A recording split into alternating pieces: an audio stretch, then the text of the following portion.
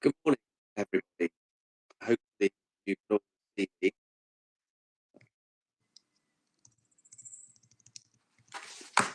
Welcome to fifth annual Teaching, Learning and Assessment Conference for Kent Further Education. Looks like we've got quite a full hall, so the first hurdle seems to have been overcome with in fact, over 300 people registered for the event. The first hurdle is overcome if you're actually there somewhere in the dozens of icons that I can see at the bottom of my screen. So thank you very much for registering. It's a packed day. And apologies once again that obviously we're having to use a virtual format for our large conference, but I think everyone understands that that's probably still the safest and easiest way for us to get the most delegates from all the different colleges together. We do have a packed day. Don't forget, this conference is just one of a number that we're running this year, and it's supposed to act as a supporting teaching, learning, assessment CPD opportunity, and as many of you know, and that despite being online, we're also running a series of KFE mini conferences. Some of you may have heard about those. Some of you may have attended the first one on the 1st of December for mental health and well-being. We hope to run another one. We will be, in fact, running another one on the 13th of May for T-levels, and possibly one more before the end of the year. So keep an eye out for those. So that's obviously very good news. But quickly on to housekeeping. If you're not familiar with the platform, it's good that I run through a few points with you quickly. Also, it's useful for those that have been here before, just as a quick reminder. Like all things, sometimes can let us down, so be patient if there are any technical problems. We have a team from digital leaders who are in the background who will reappear as if by magic and help guide us through any challenges that we get during the day. It's really important that you check the programme that has been shared in the link that's been sent pre-event in several emails now. The programme is also on the KFE website if you struggle to find it, and in that programme, from page 9, I think, it's detailed as to which sessions you are booked in on. We've tried to book you in on what you've asked for primarily, and where there's been any confusions, I'm afraid we've had to take a little bit of an executive decision, but please stick to what you've been allocated. That's most important really for the session a little later on with Tony Davis, because that is strictly limited in terms of numbers. So please make sure you're in the right session, and make sure that from time to time throughout the conference, as you will discover shortly, that you move to the correct hall. You will realise we have 3 halls in operation this year to keep you in the single platform. You're currently in the central hall. We have a left hall and a right hall, which mirrors the programme now. To get to the different halls, you'll notice at the top, just below your nav bar, there's a little logo that says KFE Conference 2022 Main Hall, and then a drop down that says Events. If you click on the events, you'll see a left hall and right hall option, as well as a central hall. And when you click on that, you can move to the correct hall. So please be aware that's how you move around. We are trying to stick quite tightly to 1 hour session blocks. There are a couple of sessions that run over the 1 hour. They won't last for the full 2 hours, and where they finish a little bit before the end of the 2 hours, you should stay in that hall and continue networking in that hall. So what we're trying to do is build in as much networking time using the networking functions available on this system. So hopefully that makes some sense. We encourage you to use the networking functions. You'll see there at the side with chat, a participants list and Q&A throughout the various presentations. Please do use those and be active with it. Each hall also has its own digital leaders support person. So again, any problems, we should be able to cover that. So hopefully that's most of the main things that you need to worry about. There's no typical housekeeping like fire alarms and things like that. My hope very shortly is to welcome Simon Cook to the stage to do the formal welcome. But I just need to point out very quickly, nearly all of you will be staying in this main hall for the session with Geoff Petty. Those of you that booked on the Young Minds mental health session will be the first that try our moving to the left hall function, and you should try and move there as promptly as you can once Simon has made his introduction to Geoff. You'll be welcomed there by a colleague from Young Minds and one of the digital leaders team who will take you through that session. So hopefully the tech works. Please try and avoid running too much Wi-Fi. Keep your bandwidth as broad as you can, and hopefully all of this will work seamlessly and wonderfully. So it's now my moment to welcome Simon Cook to the stage. Hopefully, I can see him in the delegates list. Brilliant. Good morning, Simon. Morning, Mark, and morning, everybody. Mark, thank you so much for setting up today. I don't know, I know some of you know Mark of old as colleagues, and Mark, thank you so much for everything you're putting into today, because I know you'd have got super stressed wondering whether I was actually here on time, to be honest, earlier, and I know you put a lot of work into making sure that today is as good as it can be for everybody under the circumstances. So thank you, Mark, in advance of everything. So good morning. Please don't judge my taste when I say this, but this feels a bit like the Avengers assembling this morning with our amazing teachers, assessors, trainers, support staff, leaders, managers, and some great guest speakers here today. It really does feel like Avengers assembling. It's our second online conference today, and thank you to all of you who joined us last year and provided feedback. It's helped us, Mark in particular, to shape today's session. And so whilst it's the beginning of the day, don't forget to let us have your feedback after today, either at the end or in the link that Mark will send you, so that we can continue to shape this event for you, whilst also providing other opportunities for networking. And I know that some of you will have attended our other event that we've held earlier on this year as well, that's also helped us to continue to provide the opportunities for all of us to get together from time to time, share our practice, join in our collective learning, and really get the opportunity to recharge our mental batteries, so to speak. And as educators in further education, I guess this period is probably one of the toughest we've faced for some time.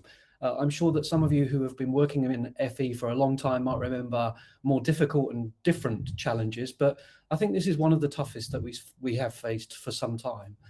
Despite the fact that we are inherently resilient and adaptable and just get on with things, this really is now our time to shine, and particularly for what we are all passionate about. Not necessarily what we do, but why we do the jobs has never been more important than it is now. We're trying to move away from the last 2 years of, let's call it disruption, change, anxieties, just not knowing what tomorrow might bring. Forward planning, in fact, has been a distant dream over those 2 years for many of us.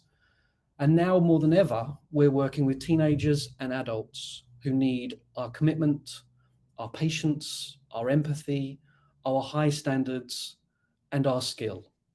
Many don't yet know what they need from us and what they need us for. Some are only now starting to tell us their stories.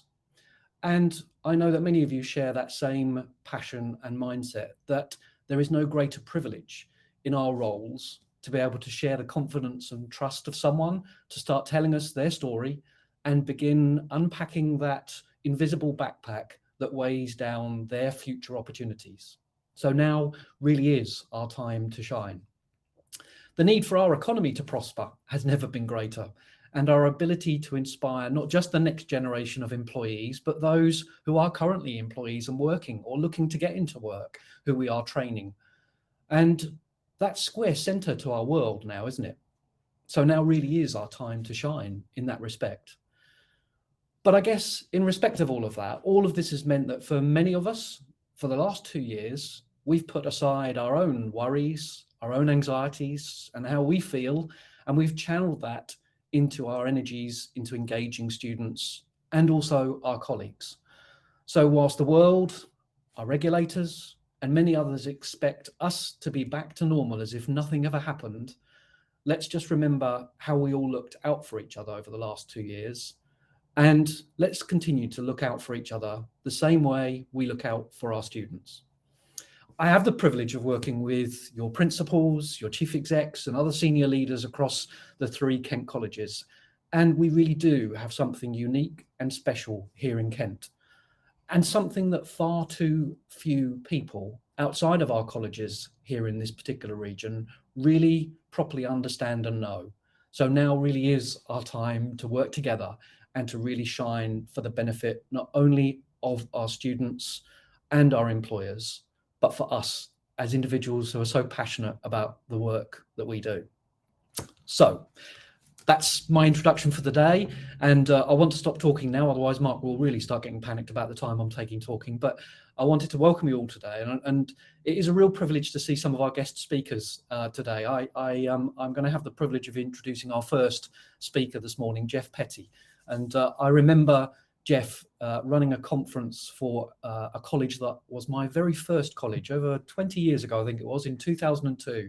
I remember Geoff coming and doing a training session, and all I remember is everybody telling me, Geoff Petty's coming to town, Geoff Petty's coming to town.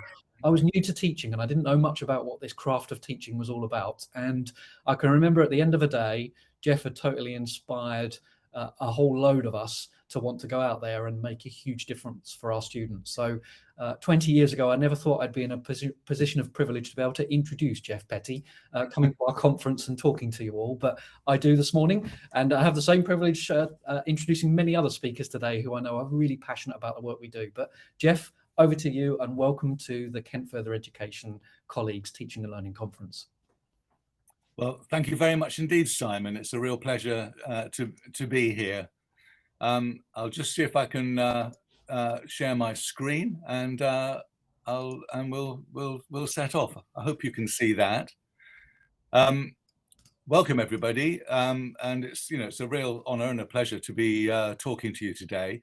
We're going to be looking at how to challenge learners with evidence-based teaching methods. So the teaching methods I'm going to tell you about are ones which have been tried in very rigorous trials, and they've been shown to work over and over and over again very powerfully. So I'm not going to, these aren't ideas that I've just dreamed up.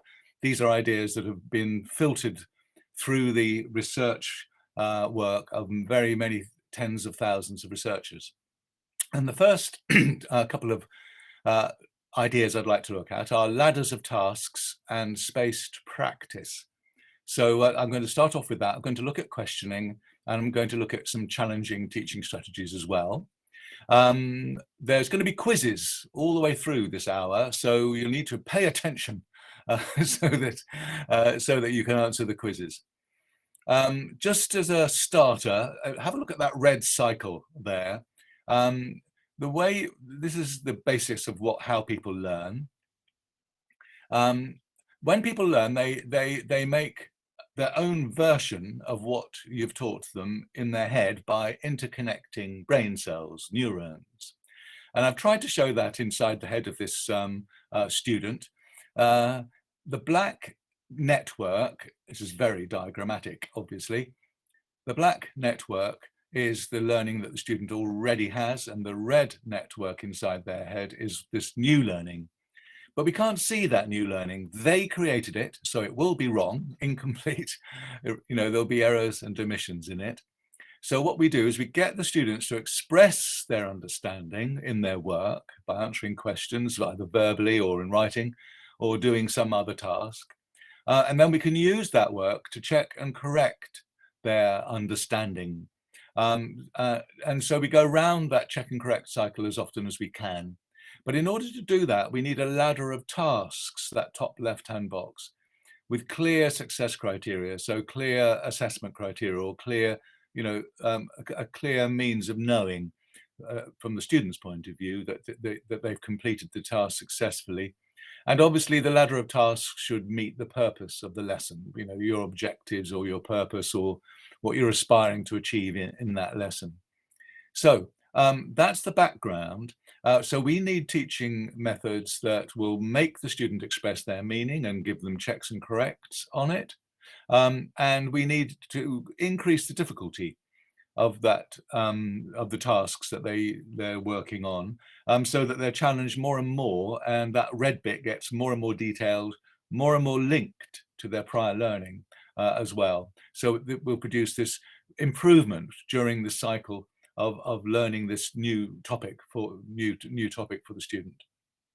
And so here's a ladder of tasks, and this works for lesson activities, but it also works for assignments. You could have assignments, so with task 1, task 2, task 3, and that would go through a ladder of tasks. It works for verbal questioning, it works for worksheet, it works for anything really. To start off with, a simple reproduction tasks. You tell them something, they tell you it back, just to check they were listening. Or you show them how to do something very simple and they do it.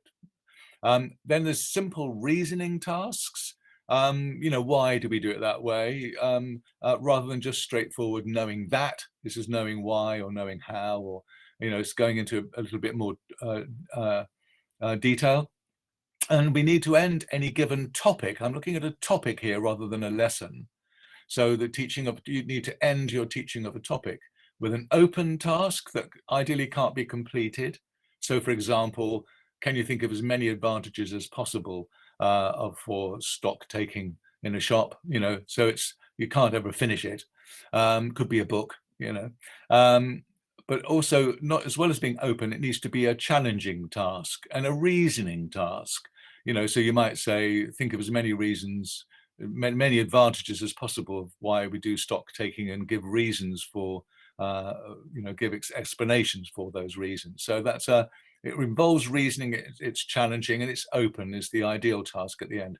Then the more able students are still working, while the weakest student is a bit slower up the ladder and maybe just started the open, challenging reasoning task. So, you may have experienced examination papers where there's the questions step through, first of all asking a definition, secondly a bit of reasoning about that topic that they've just defined, and then a more challenging question. We can do the same here. We can set reproduction tasks that help them with their reasoning tasks, and the reasoning task can help them with the challenging task that comes later, if you think a little bit strategically. So that's what we mean by a ladder of tasks. And each topic, again, it's not a lesson, it's a topic. For each topic, we want this sequence going. So, for example, you've just explained stock taking and why it's done. And so you might, first of all, this is a ladder of tasks, an example ladder of tasks. First of all, the students are given a ladder of questions on stock taking, about what happens. This is reproduction stuff, really. What happens first, second, third, fourth. They get together in pairs to compare their answers. So there's a bit of feedback now to each student as to whether they've got their answers right. You give them model answers, and they peer assess each other against your model answers. In many ways, so this is immediate, and in many ways more powerful that they look at your model answer, look at theirs and see the difference, than it is for you to collect it in, mark it, and hand it back a week later. Number 4, the students answer challenging questions on your case study. So they've gone through the simple reasoning questions, they've gone through the reproduction questions. Now they're towards the top of the ladder, doing challenging questions on a case study where some stock taking didn't do the job it should have done. And then you use maybe assertive questioning, which I'll mention later, with the case study. So you're questioning them on their answers for the case study. And then you go over any difficulties. Okay, we're going to go over assertive questioning later, but that's just an example, a very simplified example of a ladder of tasks. And you'll notice that there's some feedback to each student that they'll compare answers with a peer, the peers will assess them, and then there'll be assertive questioning from you. And you're going over any difficulties. They're going around this red cycle I showed earlier as they climb this ladder. But it's one thing to teach something once, and it's quite another for them to remember it. So let's have a look at some methods that we can use to help them remember. Massed practice is the usual way we teach. So we start a topic, in week 5 or something, and then in week 7 we've finished it. And so each class we're hitting this topic for a fortnight, and then it's over. The alternative is a thing called spaced practice, where you teach them a little bit about it, and then you go on to teach something else. And then you teach them a bit more about it, and then you go on to teach something else. Then you teach them a bit more about it. And so they keep re-hitting the same topic over a period, over a more extended period. But the length of time they're actually studying this topic is the same. The spaced practice is the same amount of teaching time, but it's just spread out in a different way than the mass practice. This has worked incredibly well. It's got a very high effect size, as it's called. In other words, it has a huge effect on students' achievement. They benefit, even though the students think they'll do better with massed practice, and even though the teachers think massed practice will do better, the spaced practice does best. And the reason for this is largely memory. If once we've come across something and we don't come across it again, we forget it. Slowly, perhaps, but we'll certainly forget it. Whereas if it keeps coming up, then the memory just strengthens each time we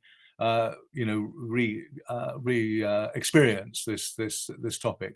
It's worked with simple learning, learning a simple mathematical procedure, for example, but it's also worked with more deep learning, like, for example, being able to identify impressionist painters. Is this Monet, or is this Ciro, or whatever it would be. The students having to identify different sorts of painters by their style and approach and so on. The students got better at that if they had spaced practice than if they had mass practice. Again, much better. So what are spaced learning strategies? How do you do it in practice? Well, you can devise schemes of work so that you sort of move around the different topics and visit topic A, then topic B, and then go back to topic A, and so on. You can set activities that require recall of prior learning.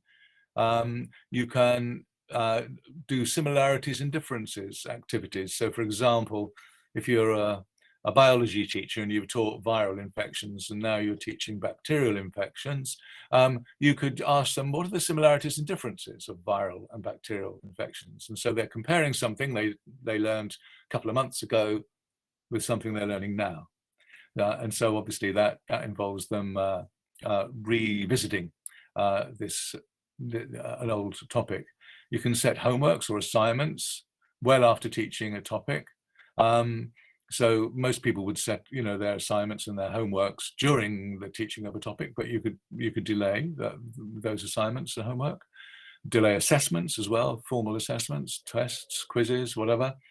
And you can put a last question on each workshop and worksheet from an earlier topic. So you get a worksheet on a certain topic, the students do it, but the last question is a question which comes from a topic they learned last term. Yeah. So they might need to go back and look at their notes to answer it. That's fine. That's all part of the reviewing process. And the memory's getting told, this is an important topic. You need to keep this in long-term memory. And a great strategy for preparing for quizzes or tests, and a lot of you'll know this, but a lot of your students won't. A lot of students think reading their notes is the best way to revise for a quiz or a test, but actually they need to check and correct their recall.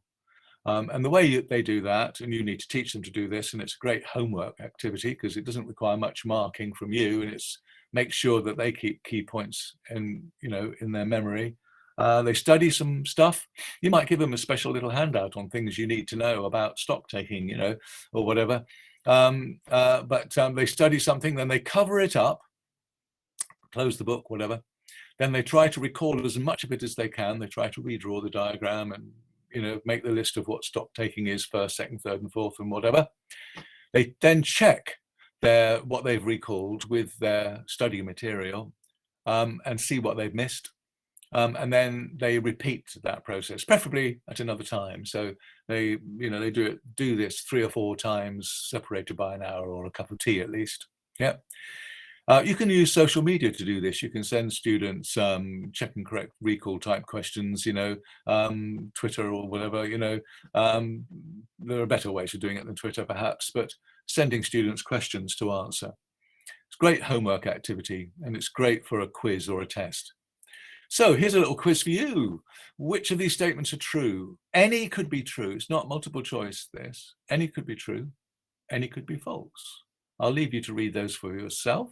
I'll just give you half a minute.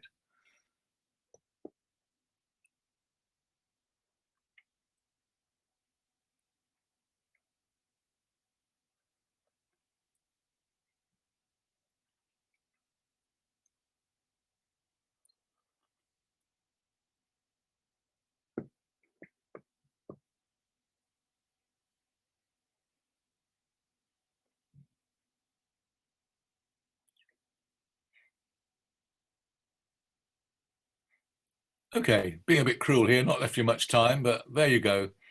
The first stage on the ladder of tasks is simple reasoning tasks. No, it's not. It's reproduction tasks.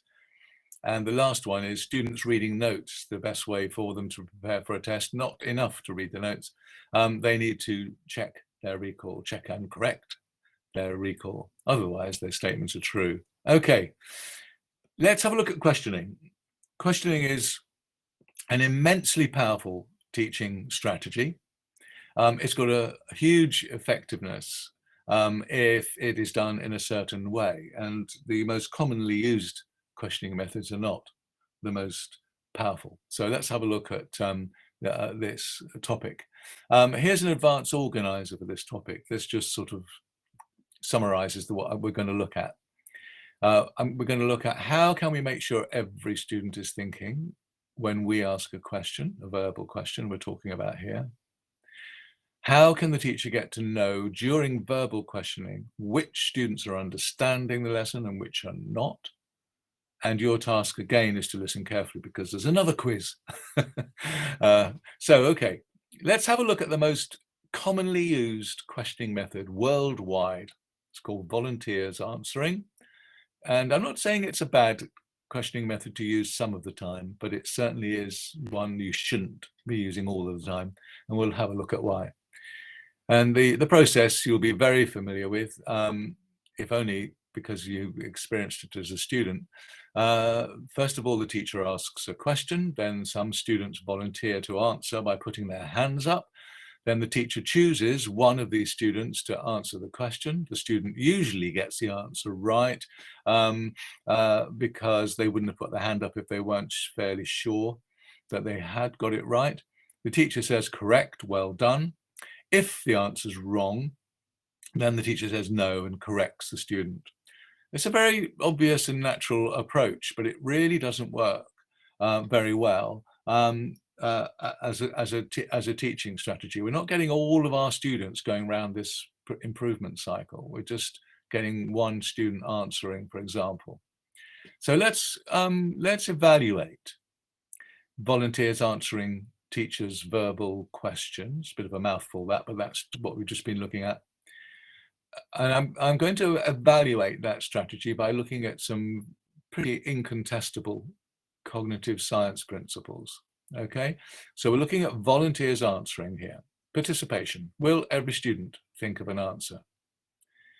Well, no, and largely because a lot of students will think, hey, he's asked a question, but I don't have to think about what the answer is. We can leave that to some of the bright students in the group. I will just think about Manchester United. Yeah. Dialogue. Can students discuss their answers in pairs before they respond to the teacher? If they can discuss, they correct each other, good thing. And also it makes them more confident to answer in front of the class, but they can't usually in this process. But very often the teachers not expecting students to be speaking during this time. It could be a tick there, it depends exactly how it's done, but usually students do not discuss answers in pairs before they respond, unless you expect them to or ask them to. Does the teacher get representative feedback of class understanding? No, they just get to hear what one student thinks, and it's usually a student who's more confident than all the others, so it's a very unrepresentative, a very optimistic representation of the class's understanding. Do students get enough time to think before the answer is given away? Very often you ask a question, a very bright student calls out the answer or puts their hand up and you get the answer from them almost immediately. And there's no time for a weaker student to think what the answer is. So this is not looking good, the volunteers answering. Am I being too tough? No, there are some methods that will get ticks in all those boxes, as we'll see. We need alternative questioning strategies that are inclusive in that every student is trying to think of an answer and every student is contributing, and interactive in the sense that they can talk with each other to confirm or deny their understanding so far, and also with you, so that you can have a dialogue with the students about why they think a certain thing is an answer and when it isn't, so that you can check and correct their learning while it's in progress. Yeah. Here's a brilliant method for doing it. It's challenging to use, I admit. It revolutionized my classroom. When I taught physics, I adapted to this after about 10 years of teaching because I discovered it and I thought, well, that looks good. I'll give that a go. It was harder to use than I expected because you've probably asked tens of thousands of questions in your teaching career if you've been teaching it for a few years. So changing the way you do things, it's a bit like trying to drive a car when they've swapped over the accelerator, the brake and the clutch. You've got to relearn things a little bit, but it's not as dangerous as that. Okay, so how does it work? You ask a question. Normally this assertive questioning would take place towards the top of the ladder that we've just been talking about, towards the end of a topic. So the students know quite a bit about the topic already. You ask a question, you check for completion. Now, this is a trick to make sure that students who need help will ask for it, and they really will ask for help, because if they don't, they're fair game for some challenging stuff later on. So you check for completion. Does anyone need more time, you say? Hands up if you don't have an answer. Hands up if you're not sure how to start on this task. If students put their hands up, you've discovered the students who are having most problem, and you can go and give them a hand. Don't answer the question for them, just try and give them some assistance towards answering it for themselves. After a bit of time, and you gauge that most of the groups, I should have mentioned, you're putting students into groups of 2 or 3, usually 3 is a good number. You're putting students into groups of 3 at the very beginning of this. I should have mentioned that, sorry. So here we are, we've got some groups of 3 working. They're beginning to think what the answer is. It's a fairly challenging question. It's not a sort of recall question. It's one that makes them think. And then you get some answers. So you turn to a group and you choose the person who will answer for that group. And you want to know their group's answer, not their own personal answer. You want to know their group's answer. So you turn to a group, you say, okay, Simon, I want you to tell me what your group thought. You get an answer. And this is the trick, this is the clever bit, you just say, thank you. You don't evaluate the answer. And then you turn to the rest of the class and you say, has anybody else got a similar answer to that? Some groups will put their hands up, probably. If all the groups have thought of the same answer, then you've probably asked too simple a question, but still, you'll learn to ask more challenging ones later. But so you get, let's say you say, okay, Simon, thank you. Has anybody else got an answer similar to that? Some students put their hands up and you go over to them, and then again you choose a student from that group and you say, why did your group think that that's the answer? And then you say thank you. And by the way, you're now getting good feedback on why the students are thinking in that way. Is it good reasoning? Have they come to the right conclusion for the right reasons?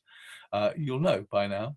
And you'll know all of the groups that have got similar answers. And if you ask a couple or 3 groups, and why did you think that? Why did you think that? You've probably got a pretty good idea of why they thought that was the right answer. But some students didn't put their hands up. They don't have a similar answer to Simon.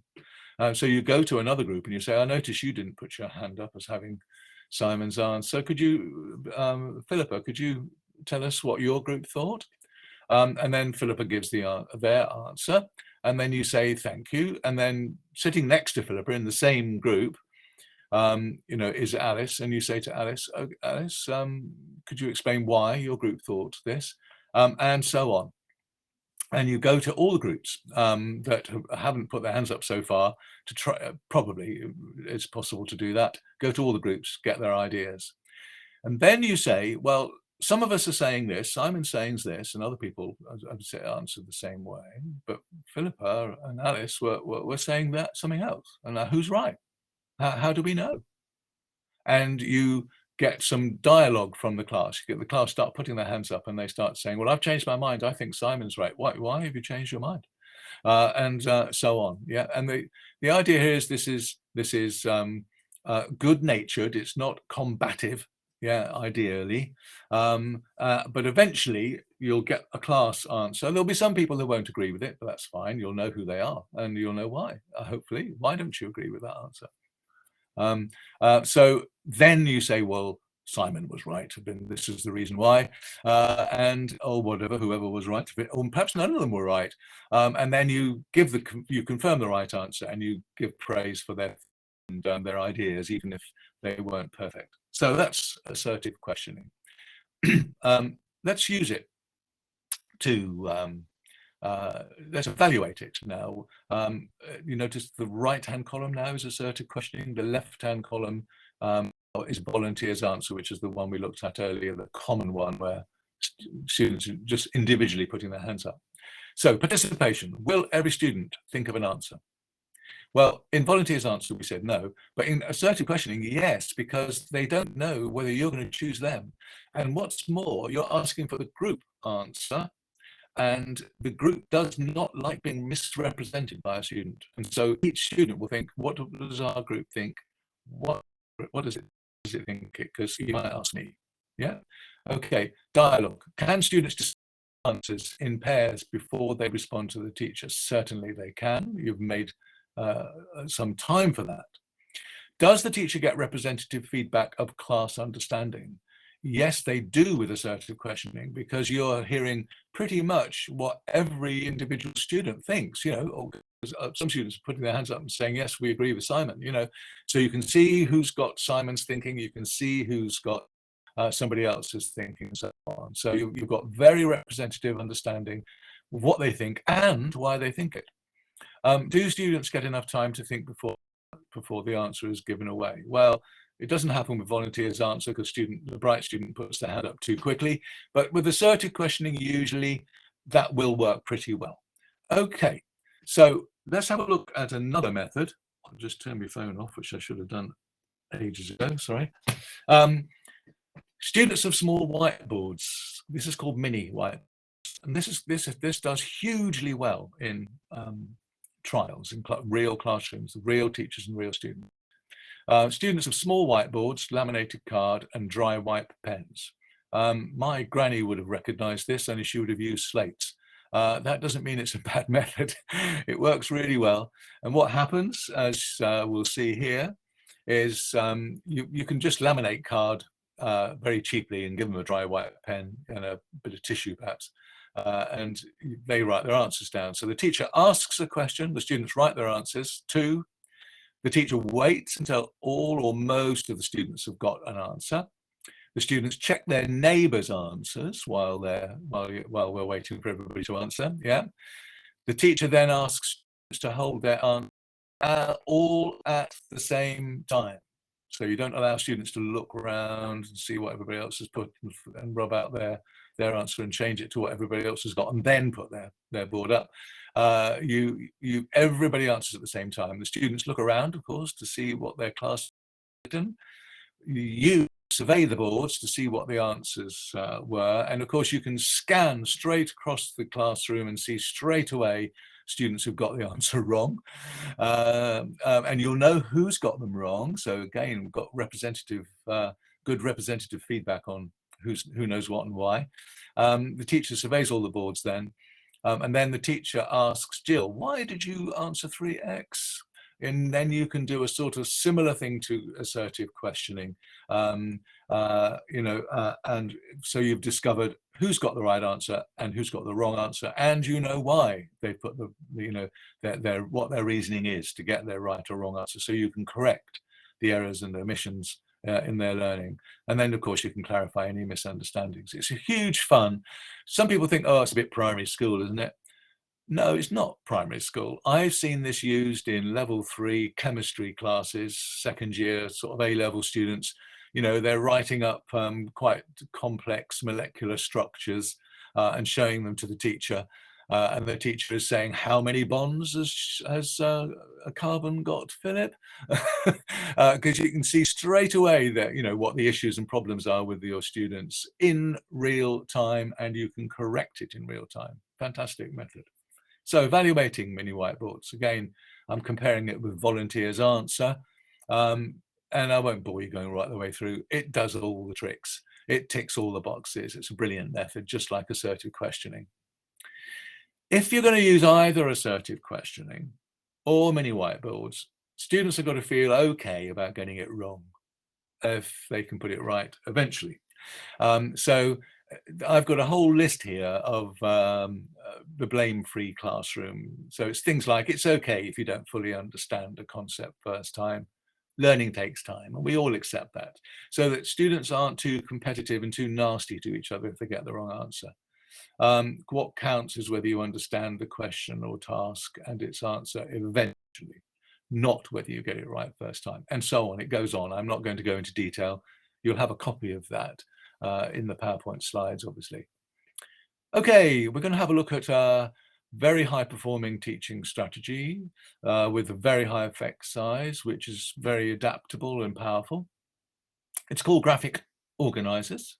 I don't like jargon normally, but I'm sticking to it here because you're using graphics, but the graphics must organize the information as well. It's no good just having a graphic, and it's no good just organizing the information verbally. It has to be graphically. So these will work if they're both and they organize information. Okay, you'll all know the idea, which this is what's sometimes called an atomistic mind map. It cuts the topic of transport up, and then each bit that's cut up into, like air, for example, it's cut up again, and so on. Yeah. So that's an example of a graphic organizer. And here's an advanced organizer, which is telling you in advance what we're going to do. We're going to look at 3 different sorts of graphic organizers: those that describe, those that compare, and those that sequence. There are lots of graphic organizers. And eventually, I'm going to ask you to choose the best graphic organizer for a given topic. Okay, so you're going to have to listen while I describe these different graphic organizers, so you know which one to choose for some topics I'm going to give you later. And I'm going to tell you how you can use them in class. Okay, so are you ready? Graphic organizers that describe. Well, first of all, there's the good old atomistic mind map, or most people just call it mind map. Very, very powerful and useful for just describing things. But there's also the Venn diagram. Here, anything that's true goes inside the circle. Anything that isn't true, or is a non-example or whatever, goes outside the circle. Yeah. So this teacher's teaching the idea that hot air rises, and a hot air balloon is an example of that. But heat going through a wall isn't. So things that are for real go inside, things that are not, or go outside the circle. Let's have a look at graphic organizers now that can compare 2 things. Well, one is 2 Venn diagrams slightly overlapping. So here we've got health and fitness, yeah? And many people would think that health and fitness are pretty much the same thing. A lot of students would anyway, but obviously they're different. And this very neatly shows that what the differences are between health and fitness. Anything that's true of health goes inside the health Venn diagram, obviously. Anything true of fitness within the fitness circle or closed shape. But anything in the overlap is true of both health and fitness. And the things on the outside of both of those health and fitness shapes, those are things which people might think are to do with health and fitness, but they're not. Yeah. So you can actually play a nice little post-it game, moving or dragging and dropping text boxes onto a word representation of these Venn diagrams. But obviously you can write it in your notes, directly into notes. So that's, or you can put it on a board. You can use it, show students, on a board, obviously. So that's the same in different diagram. Another way of comparing 2 things, or more than 2 things, is a comparison table. So here we've got Tsarist Russia and we've got Soviet Communist Russia being compared using the same criteria, which is a very rigorous way of evaluating 2 things, a very rigorous way of comparing them. So what was the life of a peasant like? That you notice that row in the table, life of a peasant. The student could write notes in the under the Tsarist Russia, in the Tsarist Russia cell, to say what life of a peasant was like under Tsarist Russia, and they could do, they could write something in the Soviet Communist Russia cycle square in order to say what happened to the life of a peasant there. And then this is economic development in Tsarist Russia. This is Soviet Communist Russia, its economic development, and so on. Probably needs to be A3 paper, twice the size of A4, you know, to make space for all the notes. A brilliant way of comparing two things, very rigorous. The other thing that graphic organizers can do, as well as to describe or compare, is to sequence. So, you know, obviously a flow diagram will be an example here. This is following a recipe, you know, you go out and buy the ingredients, you follow the instructions and so on. Flow diagram, yeah. And that's a flow diagram, yeah, but it's a cycle. But, you know, it's still a flow diagram, yeah. A storyboard, peer explaining worked examples, happens to be being described here, which is just a teaching method, but you show 4 different diagrams and you write inside it to show change over time. Yeah, you could show a map with troops moving, you know, during the Second World War or something, you know, invasion of Poland and that sort of thing. You could show the growth of a plant. You can show almost anything in a sequence of drawings called a storyboard. Okay, I've explained some various forms of graphic organizers, and they're on blue on the right-hand side of that slide. And I've given you randomly 4 topics. Could I ask you to think which of those graphic organizers would be the best for each of those 4 topics? Discuss it in pairs if you're with somebody else. But if not, you'll have to do it by yourself. I'll give you 30 seconds. No, maybe a minute if I'm kind. Give you a minute.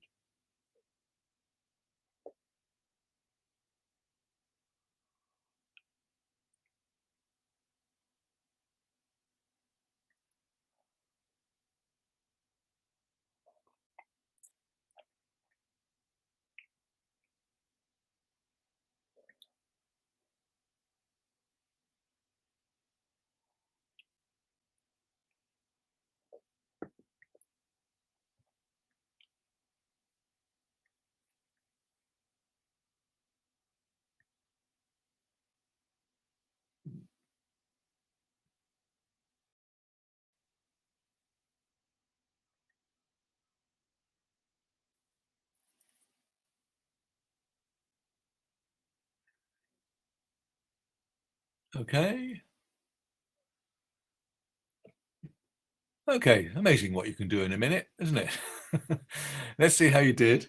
There's no science here, really. It's, you know, you could use almost any graphic organizer for almost any topic, but just some are really particularly usually there's one particular graphic organizer that's particularly powerful. Brainstorming the main advantage of stock taking. Well, I don't see any reason why a mind map wouldn't work there. Distinguish between viral and bacterial infections. A same and different diagram would work really well, but so would a comparison table. The same and different diagram would stress what those viral and bacterial infections have in common because of the overlap, and the comparison table would focus in on factors which might be important, like, you know, how serious the infection might be, and whether there's treatment for it or whatever it would be. So it's a judgment call for that one, which one to use really, but it would be either same and different or comparison table really. Show the progress of a war, could be a flow diagram, could be a storyboard if you're just interested in the movement of troops, but that would only, I think that'd be very, very limiting if you wanted to put text on it to show the detail. You might be better off with a flow diagram.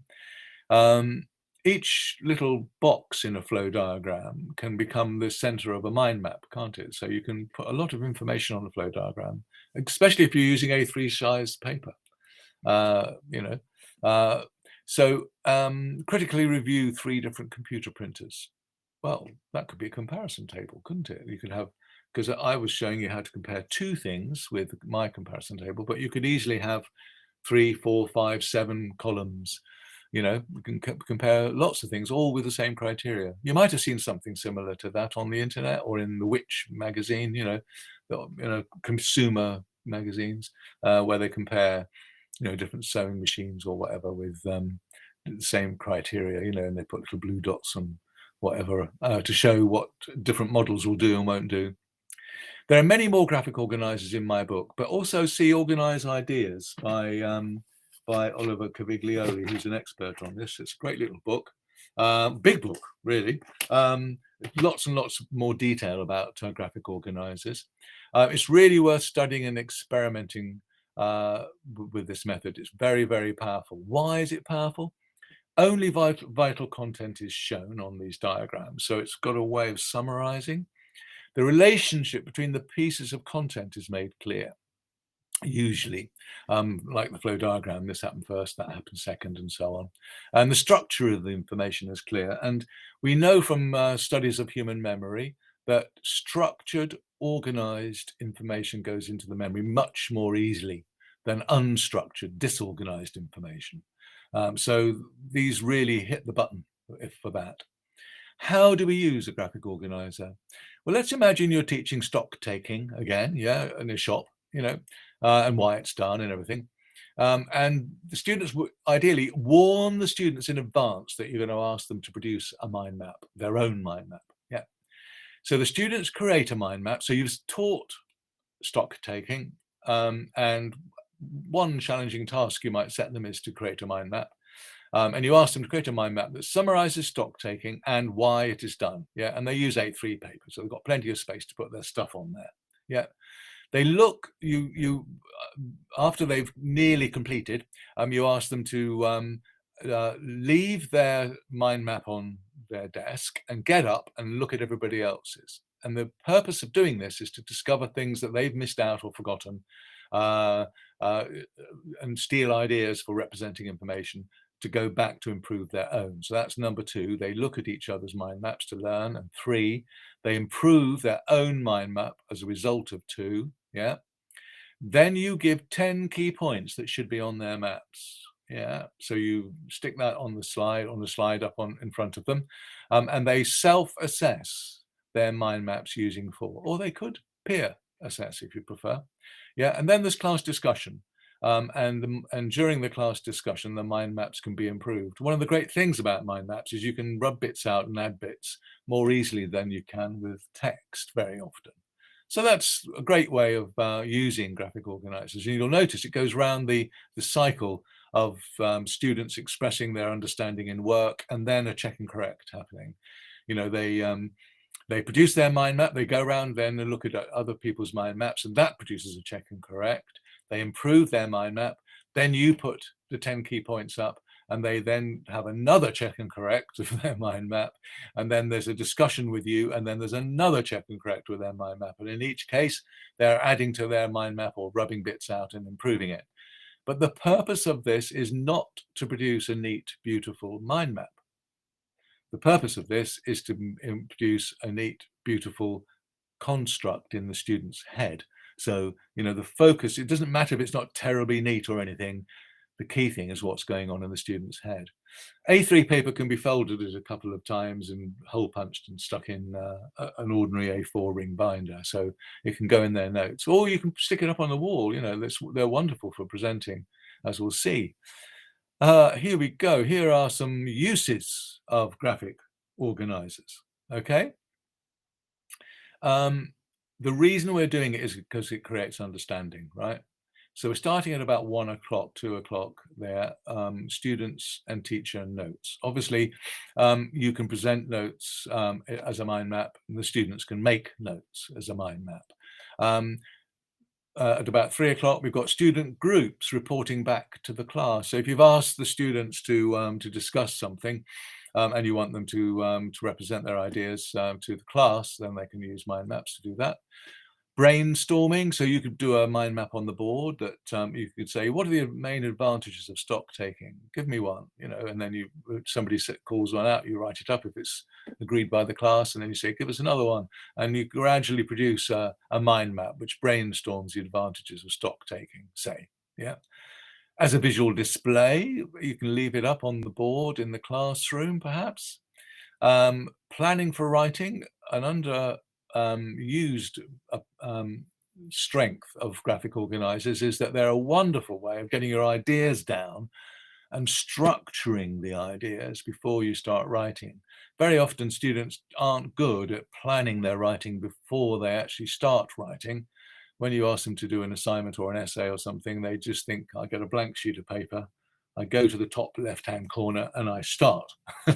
And, you know, even very, very experienced and capable writers plan their writing before they start writing. And they'll do it by showing the structure, and mind maps and other graphic organizers are great ways of doing that. And they're good for advanced organizers, which little summaries of what you're going to study. Remember I showed you that for graphic organizers? As I said, we were going to look at 3 different sorts of graphic organizers: those that describe, those that compare, those that sequence. And I said that you would choose the best graphic organizer, and I'd tell you how to use them. That was a summary in advance. It helps students to get their head around where they're going before they go. One last thing at the very bottom of that diagram: don't forget to model the use of organizers. In other words, show students how to create them. Atomistic mind maps, most students will be able to create those without assistance, but same and different diagrams and comparison tables are quite complicated. So you might need to show them how to make those. Do 1 or 2 on the board first before you ask them to use them. And whilst you're making it in front of the students, you know, you think out loud, you know, and they're great ways of representing information anyway. So, you know, you could easily use them as a teaching method, showing students how you created the mind map. And then at the end of the lesson, you could say, what have we learned about Tsarist Russia and Communist Russia? And why do you think I used a comparison table? How did I create it? And you could, you know, talk about that graphic organizer as well as what the students have just learned. Another use of graphic organizers is graphic organizer ping pong. Almost any evidence-based teaching strategy can be used in online learning or remote learning or, you know, distance learning, whatever. Yeah. And so here's how you would do it if students would be learning remotely. Yeah. You ask for a graphic organizer. Number 2, the students create one and they send it to you. They could either upload this onto your VLE if that's a possibility, or alternatively they could just email it as an attachment. You know, they could create it in Word. You know, you don't need a special application or program to make graphic organizers. Any word processing program would enable you to do it pretty much. So they've sent you their graphic organizer, whatever it is, and then you send them 10 key points for the organizer that you would like to have seen on it. So you're not actually evaluating it here. You send the means of evaluation back to the student, and they self-assess against your 10 key points. Could be more than 10, could be less than 10, obviously. Okay, so they've now self-assessed, so that's an improvement. We've gone around that cycle there. They improve their organizer and they do it in red so that you can see any changes that they've made very quickly and simply. Yeah, you check that there have been improvements, and maybe they take a little quiz at the end on that topic. So that's a way of ping-ponging back and forth a graphic organizer if students are learning remotely. It would be brilliant if the students could upload their organizers and they could look at each other's and learn from that, and then improve their organizer and then upload it to an improved version. That would be good, but it's not vitally necessary, obviously. I'm going to pause now and ask you to make a note of where you could make use of graphic organizers. Is there a class or a topic or situation where you think they'd be useful, which ones, and just leave you a moment. I'm just going to give you half a minute on that.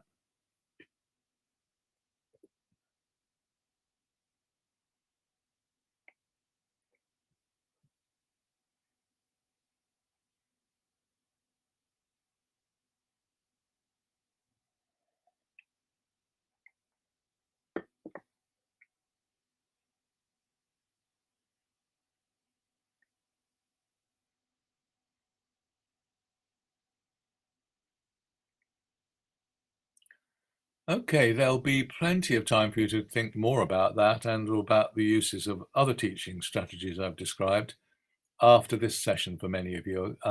There's an hour for you to absorb and consider the things that we've been talking about and how you might apply them in your own area. I'd just like to spend a few minutes quickly having a look at reasoning tasks. Active methods need reasoning tasks, which, tasks that, halfway up the ladder or at the top of the ladder. We need to consider the quality learning cycle. The links between those constructs are about meaning, and they're about understanding the topic. So I'm going to very quickly skid through some of these. These are fairly obvious ones, which you can look at in the next hour if you want to. Asking why questions rather than just what questions, yeah. And when questions, when would we use a timber construction in a wall and why, Giving arguments for and against to evaluate something. What would happen if questions, they're all very powerful. Same and different questions are as well. But I'd just like to have a look at case studies. That's described on a couple of slides, but you will be familiar with that, most of you who teach vocational education. But I'd like to just finish off with academic controversy, because this is a really fun method. And it's a way of really making students think. It's very high effect size, great fun. The way you do it is you give students a controversy. This is towards the end of a teaching of a topic. They know a lot about screws. They know a lot about nails. And then you give them a controversy. Screws are better than nails. And the ideal controversy is partly true, partly false. Yeah, not entirely true, not entirely false. Yeah. Or you present students with a mathematical procedure, and you say this lays out its arguments properly and it's free from errors, but it doesn't entirely. Some of it's all right, some of it's not. And the students look at this, and some other examples there. And the way you work with academic controversy is you allocate each student in a pair. So students get into pairs, and you allocate them a point of view. So you say, okay, if you're nearest the window, you're going to argue that screws are better than nails. And if you're furthest from the window in your pair, you're going to argue that no, they're not. Screws are not better than nails. Okay. The students prepare their arguments then quietly and by themselves. Yeah. Although you could put students into different groupings, that all the ones that are looking at screws being better could be in one group, and all the ones that are saying no, it isn't, could be in another. But whatever, the students are preparing their arguments. Then 3, students take turns to state their case uninterrupted to their partner in the pair. Yeah. So one student says screws are better than nails, and another one says no, they're not. Nails are better than screws. So they argue, and they argue good-naturedly. Number 4 on my list. Yeah. Number 5, the students drop their advocacy. They no longer need to argue in the way you've allocated to them. And they work together to agree points for and against the controversy. Yes, screws are better than nails in these senses, but they're not better than nails in those senses. Yeah, in those situations or in those ways. The teacher collects these ideas and improves them. So a great way of doing that is a sort of assertive questioning approach. So the teacher says, okay, can your group give me one reason why screws are better than nails? And then you say, thank you, everybody agree? Or anybody else got that answer? You can have that sort of class discussion going. And the students agree how well they work together at the end, because they might not have worked very well together. They might have got well, hopefully not violent with each other, but they might have got a bit argumentative. But then, you know, if they're arguing about your subject, that's wonderful.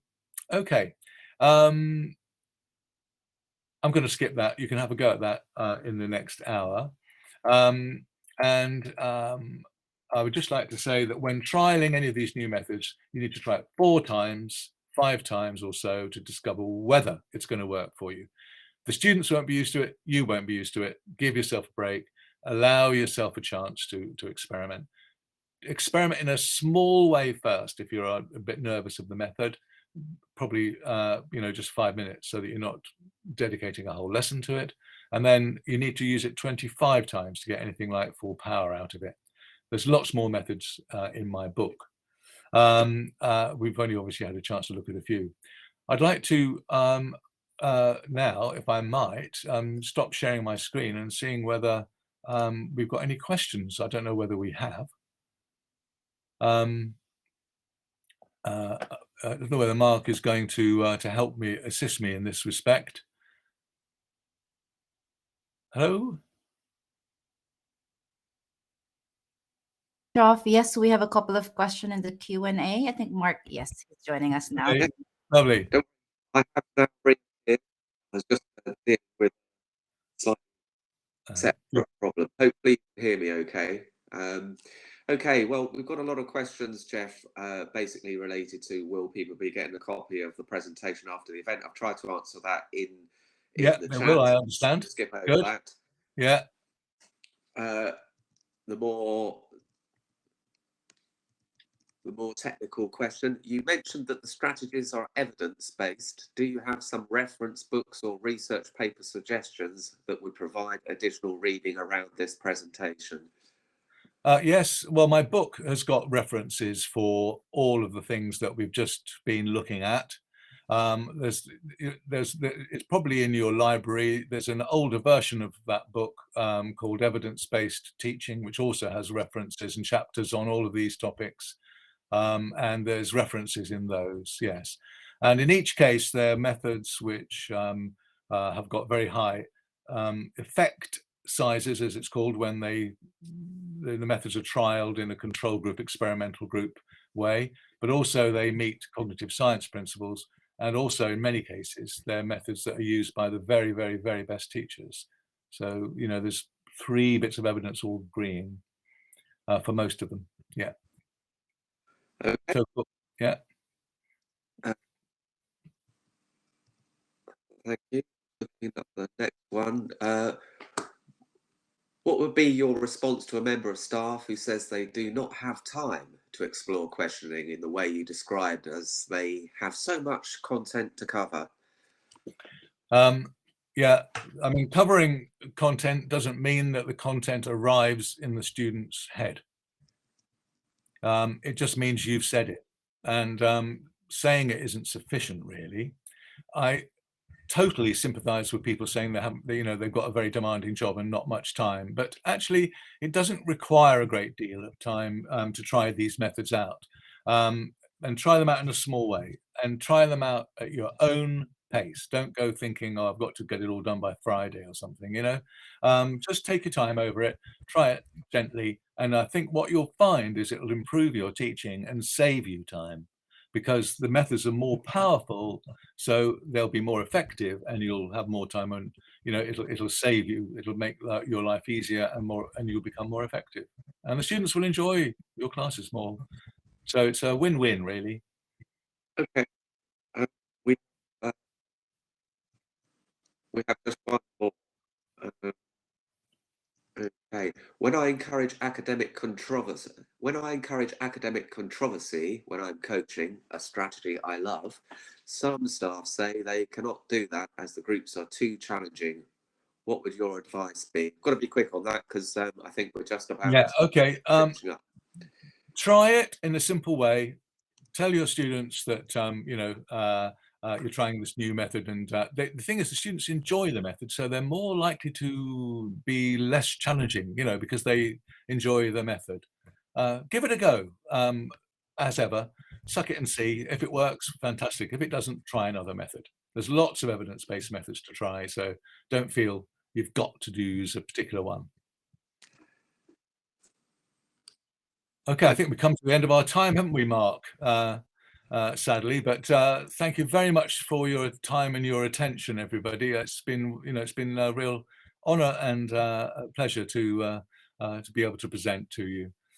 Thank you very much. Yes, thank you very much, Geoff. It's been a real pleasure. I think everyone has very much enjoyed the session. Just to reiterate, we will be sharing your slide set on our KFE site on the TLA resources page, and those people that are moving across to the session that starts shortly in the left hall, which is the post Geoff Petty session, which you mentioned, they should already have had those slides and a bit of a guidance note as to what we're actually doing in that session. So hopefully that will be helpful to them. But again, thank you very much, Geoff, and we look forward to perhaps hearing from you again in the future. Okay. Best wishes, and hopefully you'll be able to now get a large glass of water. Thank you very much indeed, Mark, and thanks everybody for their attention. Thank you, and I hope you enjoy talking about the methods with colleagues later and thinking about how to use them. Thanks very much. Thank Bye. you.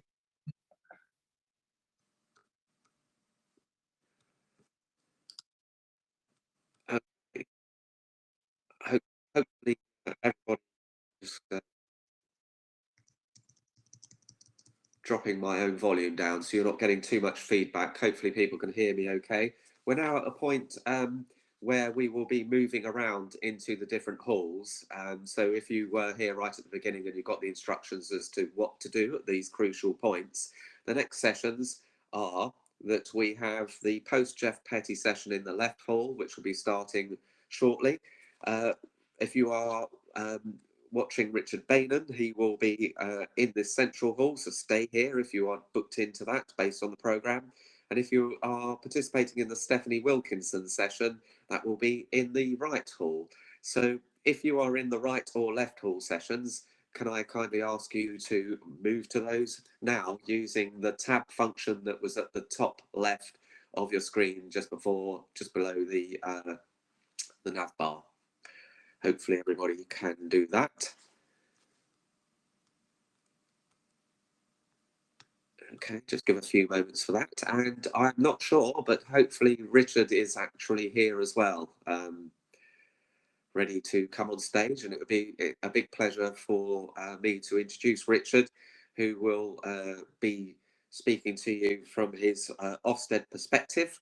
And we've had Richard participate in the conference a number of times, as you know, and it's always tremendously informative. Each of the colleges is probably at different points in time of expecting inspections or possibly have recently having one. So hopefully everything will be okay for you all when you get to that stage. I'm just hearing Richard's not possibly here just yet, but I do know he's trying to join because I've spoken to him separately just a moment ago. So just please bear with us just for a moment. If we could switch you back to table mode just for a bit. You can chat at your tables whilst we resolve that technical problem and get Richard onto the stage. Thank you very much.